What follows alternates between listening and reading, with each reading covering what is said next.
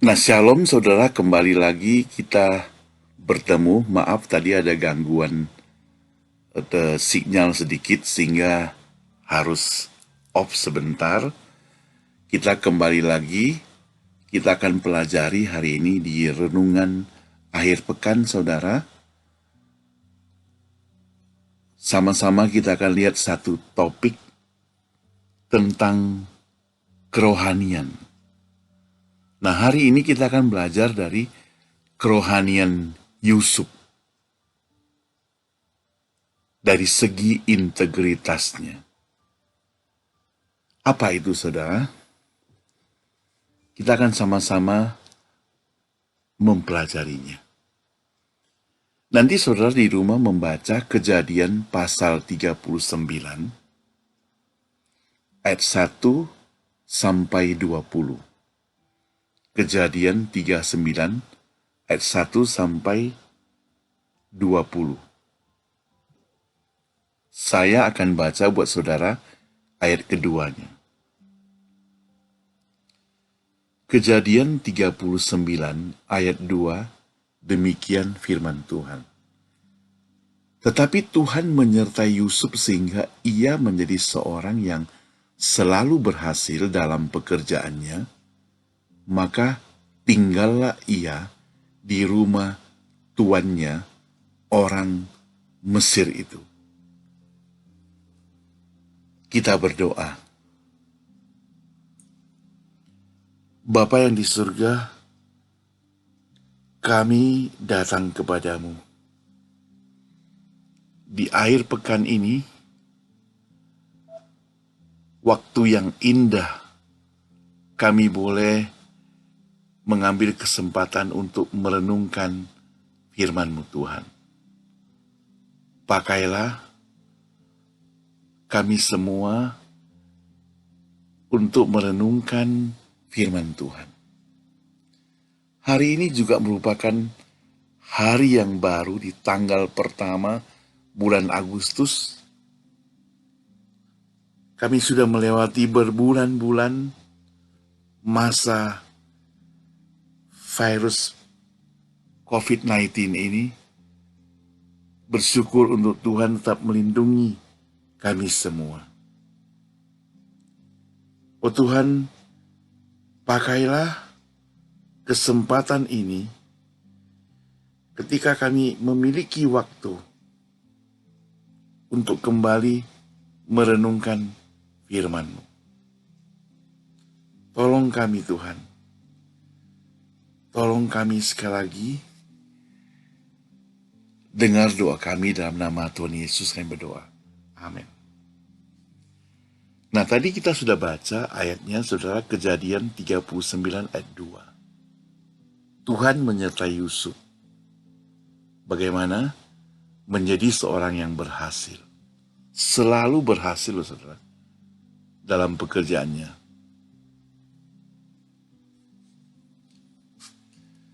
Kehidupan rohani, saudara, atau spirituality of Christian life dari setiap orang seringkali sangat tergantung pada dasar kepercayaan yang dibangun oleh orang lain pada waktu dia masih muda atau masih kecil.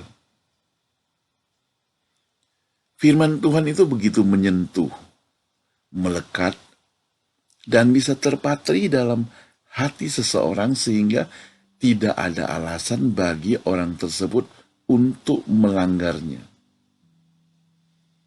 Dia bisa merasakan firman Tuhan itu begitu hidup dalam hidupnya. Sehingga setiap tutur kata, perbuatan, bahkan pikirannya selalu mendapat saringan atau sensor dari firman Tuhan yang pernah dia dengar atau pernah dia pelajari. Nah, saudara, apakah Anda punya pengalaman seperti itu?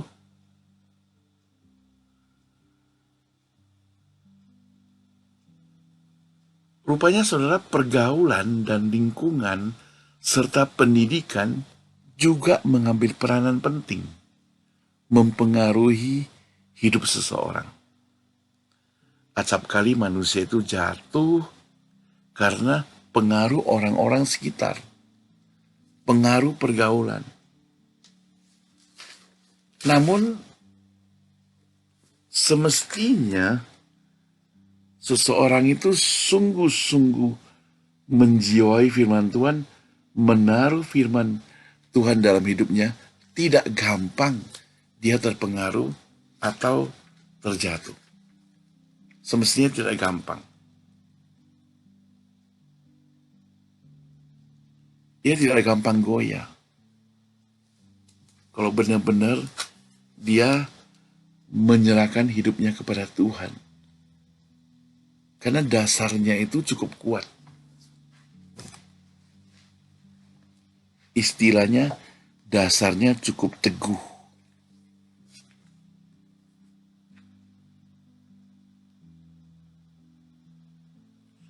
Nah, kita patut bersyukur karena hari ini kita masih bisa berkumpul dalam komunitas orang percaya, walaupun di rumah. Tapi masih ada hati kita untuk bertemu dalam Kristus, baik itu melalui Facebook seperti sekarang ini atau media sosial lainnya. Sehingga firman Tuhan itu tetap tertanam dan selalu mengingatkan hidup kita, saudara. Nah, diharapkan kehidupan rohani kita saling ditularkan antara satu yang lain, sehingga dapat memberi kekuatan kepada yang lemah. Nah, Alkitab yang kita baca tadi, ada seorang pemuda. Dia itu bernama Yusuf. Pemuda yang masih muda, dia boleh dikatakan mengenal Tuhannya melalui orang tuanya, melalui papanya sejak kecil. Namun dasar pengenalannya itu kita perlu kagumi, sangat kokoh. Sehingga walaupun dia berada di tempat asing, dia bisa tetap setia kepada Tuhan. Walaupun dia berada di tempat asing, dia tidak mau melukai Tuhan. Dan itu Yusuf. Apa yang bisa kita pelajari dari dia? Nah, di akhir pekan ini kita akan melihat 3 hal paling sedikit tentang Yusuf ini. Pertama, integritas kerohanian Yusuf. Saudara, secara manusia, Yusuf itu merasakan betapa sulitnya ia menghadapi hidup. Bertubi-tubi persoalan dan permasalahan yang ada setiap hari. Bayangkan, saudara, sejak kecil ia sudah berada di lingkungan yang penuh dengan kebencian, penuh dengan suasana persaingan, terutama terhadap dan oleh saudara-saudaranya sendiri, saudara kandungnya. Bahkan dia hampir dibunuh. Setelah itu ada pencobaan pembunuhan, kan? Saudaranya mau masukkan dia ke dalam sumur malah sekarang. Tapi akhirnya dia bisa dijual ke Mesir. Di Mesir bukan bebas, malah dia sebagai budak. Harus kerja keras, kerja sebagai pembantu, itu budak. Itu yang dihadapi oleh Yusuf, saudara. Jadi dia menghadapi berbagai persoalan sampai yang demikian.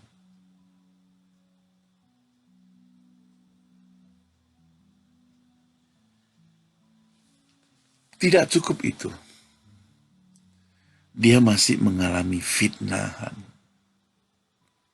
sehingga akhirnya dia dijebloskan ke dalam penjara. Inilah proses yang dihadapi oleh Yusuf. Disitulah kerohaniannya itu digodok. Kesulitan, kesusahan, masalah, fitnahan, bertubi-tubi, silih berganti. Apakah dia kuat? Apakah dia sanggup bertahan, saudara? Ingat bahwa Yusuf itu ada di negeri orang. Tidak ada sanak saudara, tidak ada orang yang tahu, tidak ada orang yang lihat. Bahkan dia juga tidak punya tempat mengadu, tempat share gak ada. Gak ada semuanya. Tempat minta bantuan tidak ada. Di Mesir mau minta bantuan pada orang, dia minoritas. Gak bisa. Lalu, apa yang mau jadi pertolongan? Mau baca firman Tuhan? Waktu itu Alkitab belum ada. Semua masih dalam bentuk perkamen. Atau gulungan-gulungan. Jadi, bersyukur ia belajar firman Tuhan melalui orang tuanya dengan cara menghafal. Jadi boleh dibilang Alkitab firman Tuhan sudah masuk dalam dirinya. Itu semua dihafal tentunya. Kemungkinan saudara, dia belajarnya melalui orang tuanya, yaitu papanya lah. Karena mamanya kan sudah meninggal. Nah, saudara perhatikan bahwa Yusuf adalah anak yang lahir pada masa tua Yakub, dan dia lahir dari istri yang paling dicintai. Dan ini dapat dipastikan bahwa Yusuf lahir dari Rahel, dan untuk mendapatkan Rahel, Yakub itu bekerja mati-matian loh, papanya. Nah saudara, maka tidak heran Yusuf menjadi anak kesayangan, sehingga menjadi anak kebencian oleh saudara-saudaranya. Meskipun kita tahu Yakub banyak kelemahan, namun perlu kita ketahui bahwa dalam hal mendidik anak, dia memiliki potensi yang luar biasa. Pengaruhnya sangat terlihat. Selain itu saudara, dia juga memiliki kekuatan sendiri yang nyata waktu dia sedang bergumul. Kejadian pasal 32 ayat 22 sampai 32. Di situ ada satu bagian mencatat bahwa dia itu mengadakan tantangan kepada Allah, yaitu melihat Allah muka dengan muka dalam perjalanannya kembali ke Kanaan. Bahkan pergumulannya itu kakinya menjadi pincang. Itu orang tuanya. Orang tuanya itu, yaitu Yakub, terkenal sebagai penipu. Tetapi ada hal positif. Dia mendidik Yusuf dengan kerohanian yang sangat kuat. Ini yang kita perlu teladani, sehingga Yusuf bisa berhasil. Jadi integritas kerohaniannya. Ya, integritas kerohaniannya sangat kuat.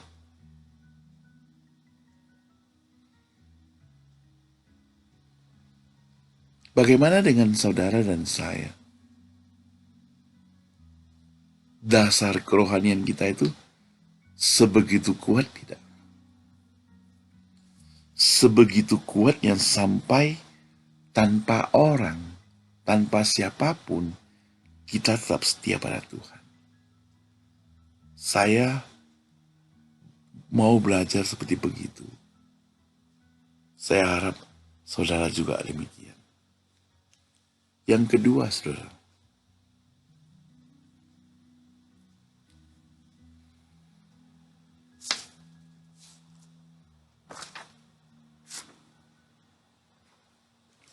kalau tadi yang pertama,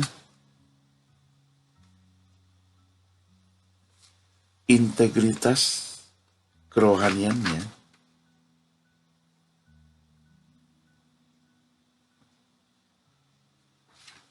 maka yang kedua,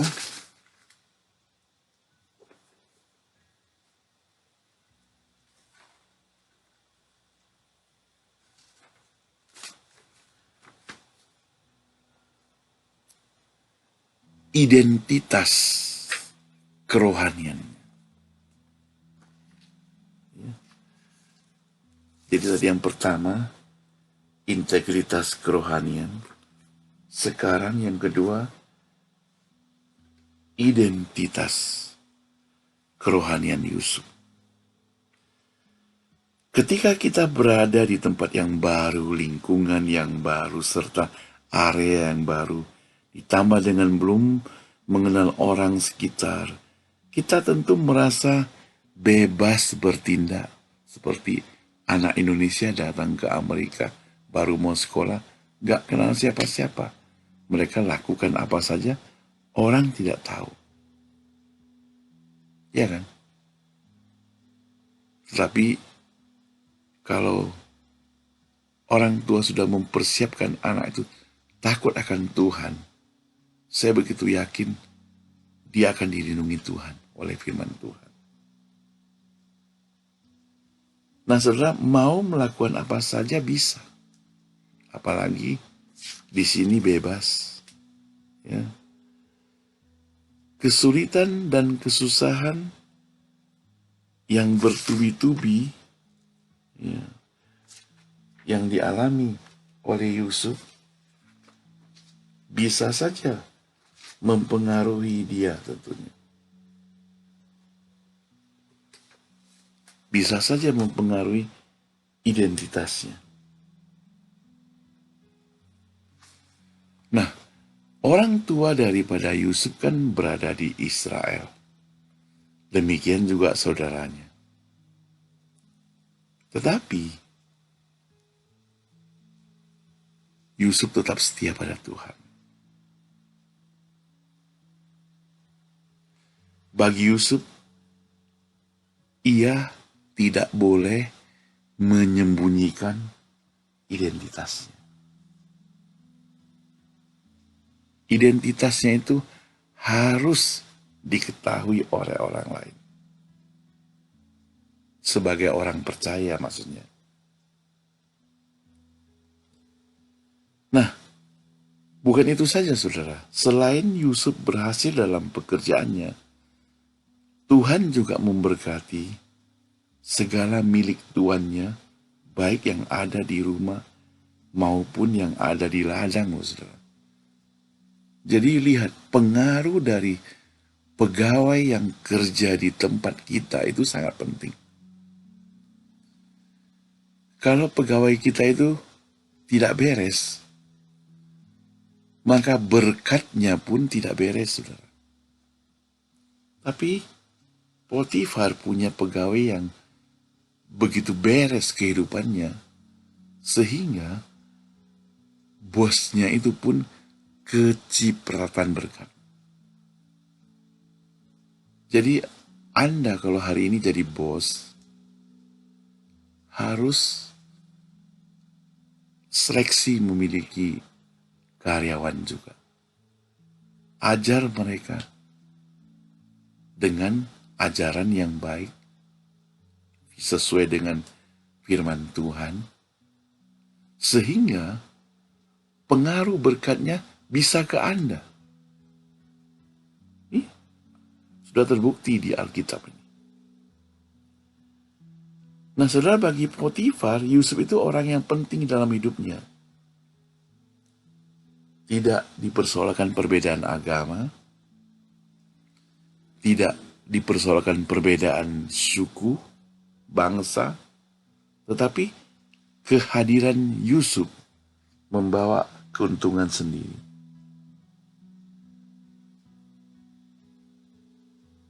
Luar biasa, bukan? Jadi, beginilah keadaan Yusuf itu.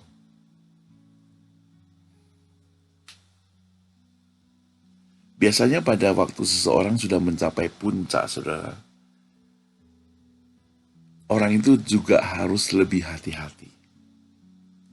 Sebab ada saja orang yang berinisiatif menggeser kedudukannya.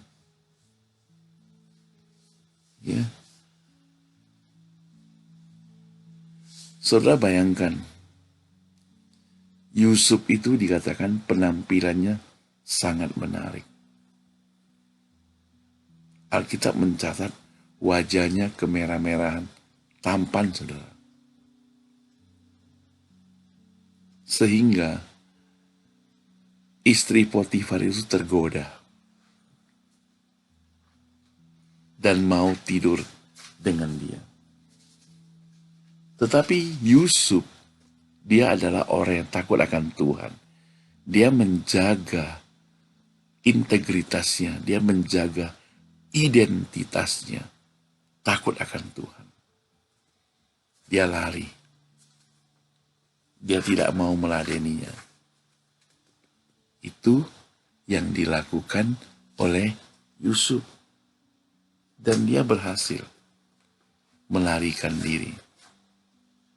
Yang dalam ceritanya, akhirnya dia difitnah dan masuk penjara.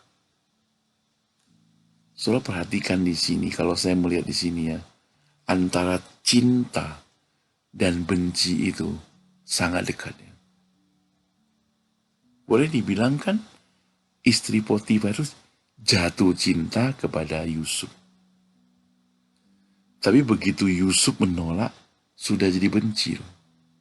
Jadi antara cinta dan benci sangat dekat sekali. Dan kita harus hati-hati. Bisa terjadi dalam hidup kita. Dalam tempo per detik saja, hidup kita bisa ubah dari cinta menjadi benci. Kalau kita jaga integritas kita, kita bisa pertahankan itu. Yang ketiga, kredibilitas Yusuf itu teruji. Jadi yang pertama tadi, integritas, kedua, identitas, yang ketiga, kredibilitas kerohanian Yusuf itu teruji. Jadi sangat jelas bahwa kredibilitas hidup daripada Yusuf itu sangat tinggi. Walaupun dia difitnah, tetapi dunia tahu bahwa dia tidak melakukan hal yang salah itu. Kalau dunia tidak tahu, ya Tuhan tahu.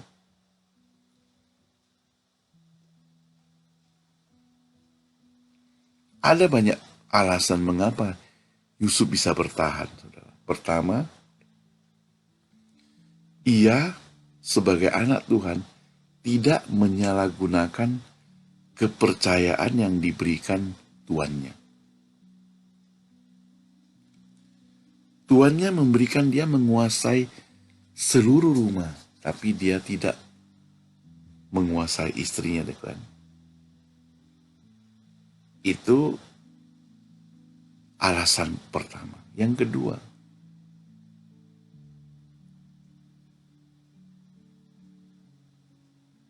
Yusuf juga tidak semena-mena yang berhubungan dengan Tuhan. Dia takut akan Tuhan. Ya, dia takut akan Tuhan. Dan dia selalu berhasil karena itu.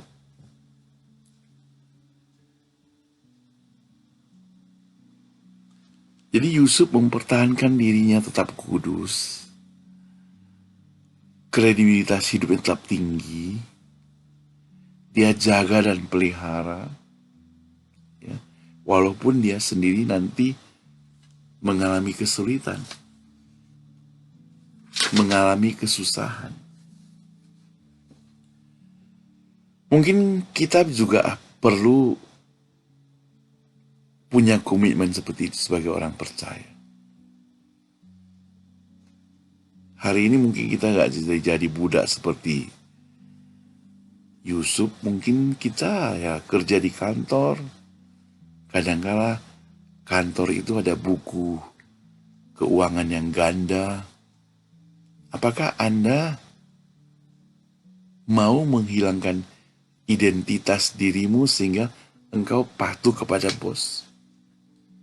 Beranikah engkau katakan pada bosmu bahwa saya tidak mau kerjakan yang bagian ini karena saya orang Kristen, saya orang percaya? Kalau saudara dan saya berani katakan itu, berarti kita sedang memelihara integritas, identitas, dan kredibilitas kerohanian kita.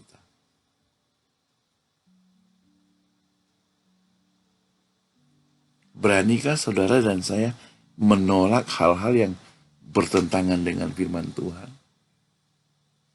dalam pekerjaan dan rela kehilangan pekerjaan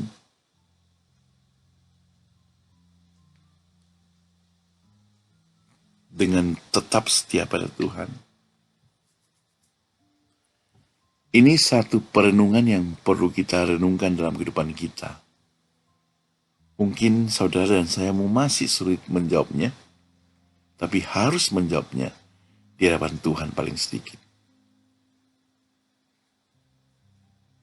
Yusuf sanggup, dan kenyataannya dia berhasil.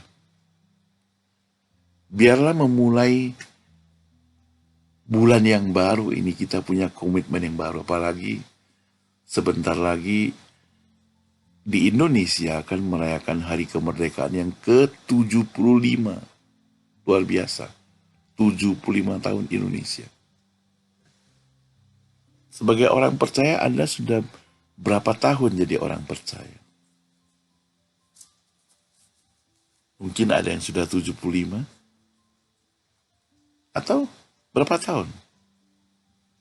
Masihkah kita berada pada jalur rel identitas kita, ya, integritas kita, kredibilitas kita masih terjaga? Pikirkanlah, renungkanlah.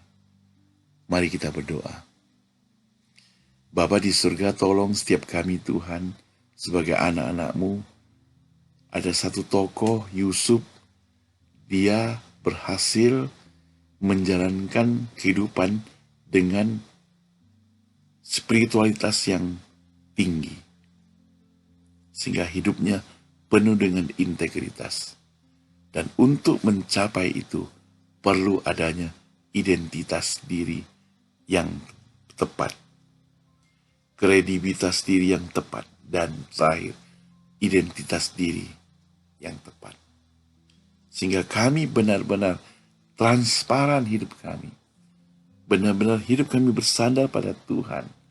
Ya, katakan ya. baik lakukan, yang jahat berani katakan, aku tidak mau kerjakan. Tegas, sungguh-sungguh punya basic yang kuat dalam Kristus. Tolong kami Tuhan. Sebentar kami akan memulai aktivitas kami. Sebentar juga kami akan istirahat. Besok hari Minggu kami mau ke gereja. Tolong kami Tuhan. Dengar doa kami. Dalam nama Tuhan Yesus berdoa. Amin.